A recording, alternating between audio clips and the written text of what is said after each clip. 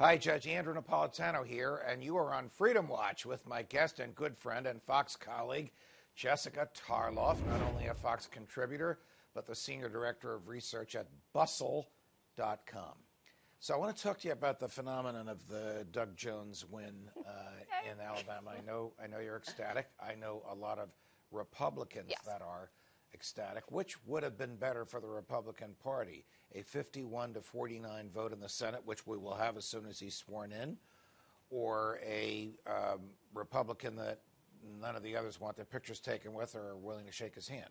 And could be in every single campaign ad in 2018 and 2020. And would be the subject of an ethics prosecution or investigation from day one. Right. So I think we just answered the question. I think it is better for them to take the hit on the numbers. We've seen that they're now going to move very quickly on the tax reform bill to try to get that done before Jones takes his seat. I think that's unfair. Yeah. The people of Alabama have the right to have an elected United States senator there. Luther Strange is not elected. I realize the procedures under which he was appointed. But what is the rush? Is this so that Donald Trump can have boasting rights that I got this done before Christmas? They got to have something. I mean, they have no major policy to run on in 2018. All they can say is that President Trump signed a lot of executive orders. That's all that's gone on here. They don't have health care. They don't have tax reform, at least at this point. They should have gone for infrastructure first. We've spoken about that. They could have gotten the Joe Manchins of the world on board for that at the very least. And they didn't. And they didn't. I want you to put your political campaign analyst hat on and tell me how bitter, how divisive is the Civil War in the Republican Party now? You heard Peter King this morning. Right. Bannon has to go. He's inane. He looks like a drunk. Pretty serious stuff to say. I do like his multiple collars, though. But Bannon is gone.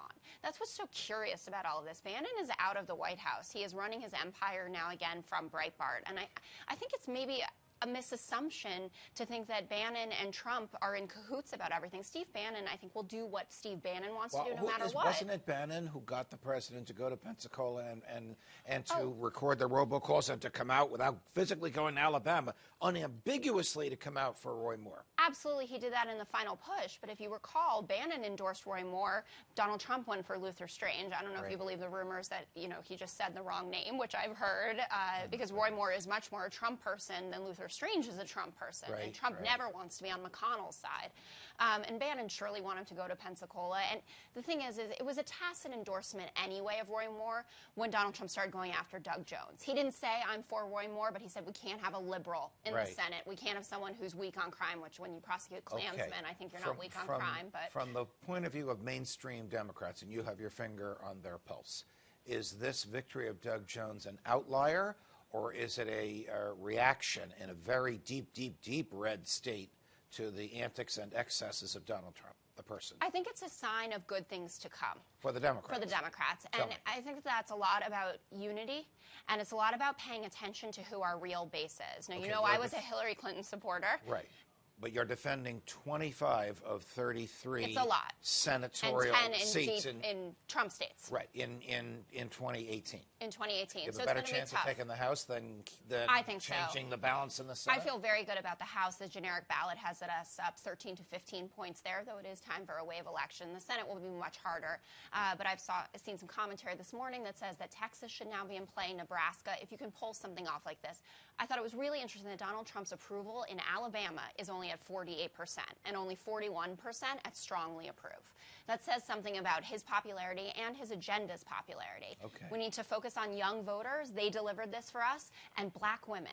Black men as well, but specifically black women. And that's something that the Bernie Sanders camp ignored as far as the African-American vote. One last question. How did Doug Jones get all the black female votes out? They came out in enormous numbers. The NAACP did all the on-the-ground work.